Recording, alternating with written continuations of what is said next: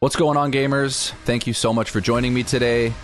My name is Max Deshaw, and this is Based Game Reviews, and today we're taking a look at Doom: The Dark Ages. Let's get into it. How I played. I played on PS5 with a physical copy, on an LG C1 with AirPods Max headphones. Story 9 out of 20. Intro. Doom really failed to grab me right from the beginning. It opens with some cryptic text that attempts to provide some backstory and set the stage for the game. This did not resonate with me.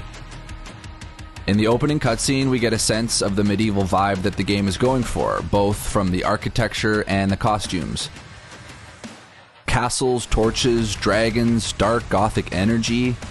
I was like, okay, cool, I can get into this. Then all of a sudden, this asshole shows up and starts talking on a Bluetooth headset, and it was like somebody dumped ketchup all over my nice dinner. Cutscenes.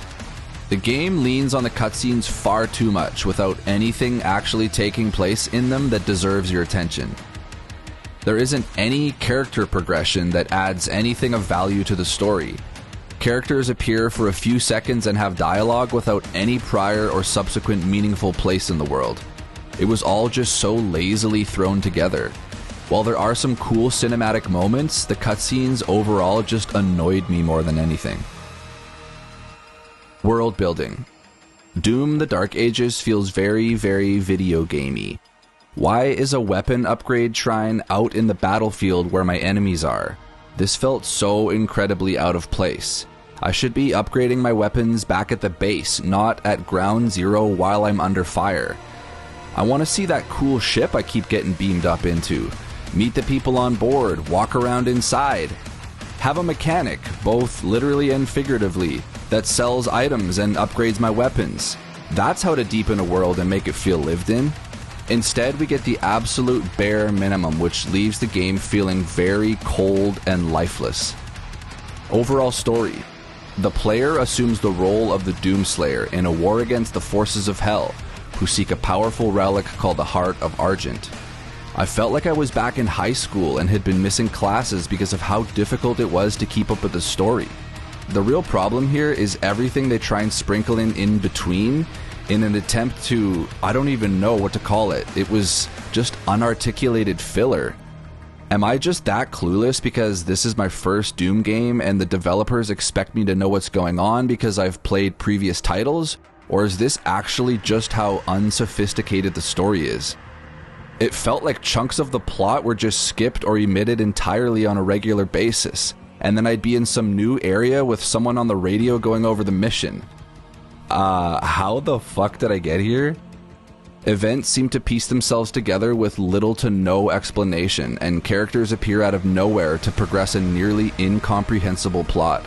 It's crazy that with this many cutscenes, the game never manages to add any real depth or lore, let alone paint a clear picture.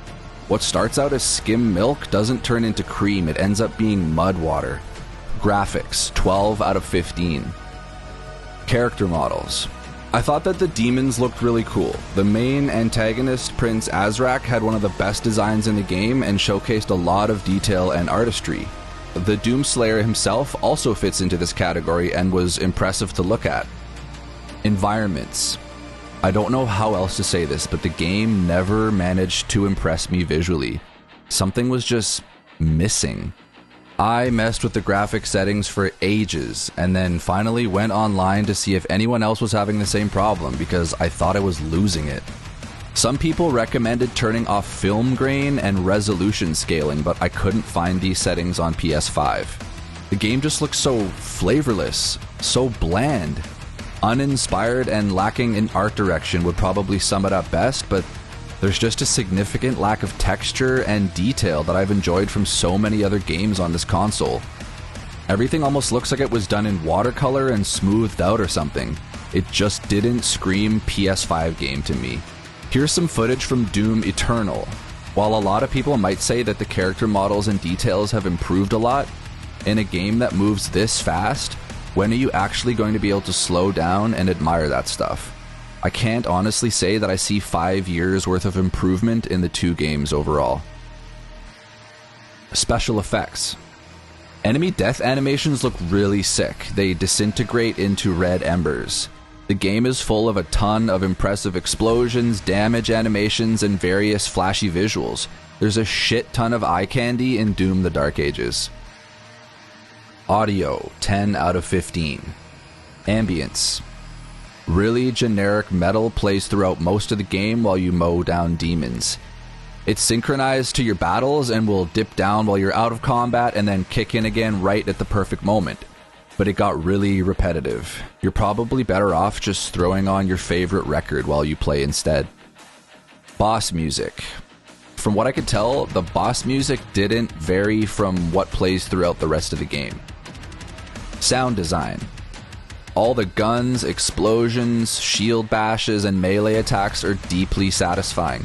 Navigating the menus and confirming choices sounded expensive, for lack of a better word. I was a big fan of the audio choices in the game. As much as I've shitted on the story and cutscenes, I do want to add that the music during the cutscenes was pretty decent. It added drama and tension in the right ways, and I appreciated its composition. The voice acting, on the other hand, could have been better for sure, but I was especially impressed with the vocal effects that they used for the main villains. The demons sounded very dark and sinister. Performance, 9 out of 10. Frame rate. Here's a clip from my playthrough, and you can see that I'm rocking a locked 60 frames per second. Stability. Setting mechanics and graphics and all that stuff aside for a second, the pure gameplay experience of Doom the Dark Ages was really enjoyable. I did encounter one major glitch, however, where I got stuck in a wall and had to restart from the last checkpoint. But other than that, the game felt really well tested and polished. Gameplay, 31 out of 40. Controls. I really liked the way the game felt. I thought that what was on offer here felt really fluid and responsive. The game offers a ridiculous amount of just overall customization and remappable controls, which is really cool to see. But I still felt like the default button positions were just fine. Mechanics. I didn't go into this first-person shooter expecting to parry, but that's honestly what you're going to be doing for a lot of the game. Several of the larger enemies will fire waves of energy blasts at you called Hell Surges that can be deflected or parried with your shield. Only specific colored Hell Surges can be parried, and you'll have to dodge or defend the others. The bosses in the game will also use this mechanic. One thing that really bugged me was that the Hell Surge's default color is the same color as ammo and healing items in the game, green. Luckily, you can customize this in the menu, but this struck me as a really odd choice by the developers. Certain enemies have special armor that needs to be superheated and then broken with your shield before you can actually inflict damage on them. Superheated armor will turn bright orange, signaling to you that it's ready to be shattered. This mechanic also carries over to the boss fights as well. I really liked the gameplay flow that this created, forcing you to always switch between shooting and launching your shield. It had a great rhythm. There's a noticeable amount of overlap in your weapon variety that renders almost half of them kind of pointless. To make matters worse, some enemies have plasma shields, which are especially weak to your plasma weapons, but you can just throw your shield at them instead. The shield is very, very overpowered. Let's take a closer look at that. Your shield not only deflects attacks, but can be used to lock onto enemies and cross great distances extremely quick for a powerful shield bash attack. Beyond this, you can also throw your shield to take out smaller enemies and temporarily stagger larger ones. The shield is kinda ridiculous in some ways. I felt like in some instances it was best to not even use my guns. The shield is like a Swiss Army knife out in the battlefield. Pacing. Some of the maps are kinda huge, and as a result, some missions dragged on. The overall pacing of the game too was a bit prolonged. Of the 22 total missions, I feel like they could have executed the same experience or better in 18 to 20, maybe even less. UI and UE. I liked the look of the UI, and the menus were well designed and intuitive. While the UI was compact and practical, the actual guns and shield took up a big portion of the screen's real estate. I'm wondering if they could have gotten away with leaving more room for the action. Boss quality. The initial bosses all become elite mobs as the game progresses, which was slightly disappointing, and the bosses later on were kind of crap. Each boss kind of has its own unique twist on the parry mechanic, which was cool. Early bosses were good and felt imposing. They did a great job of teaching the player the game's mechanics and encouraging different playstyles. Enemy variety. I feel like the enemy variety could have been better. I was fighting the same enemies in Hour 2 as Hour 18, which started to feel stale for sure. There are enough of them to keep the game afloat, but it would have been cool to have environmental or area-specific ones too. I really felt like I was walking into some scenarios over and over. Gameplay variety. Even if it's not always as good as shooting demons in the face, the game offers a lot of variety and playstyles. I wasn't expecting this much emphasis on puzzle solving and platforming in a shooter.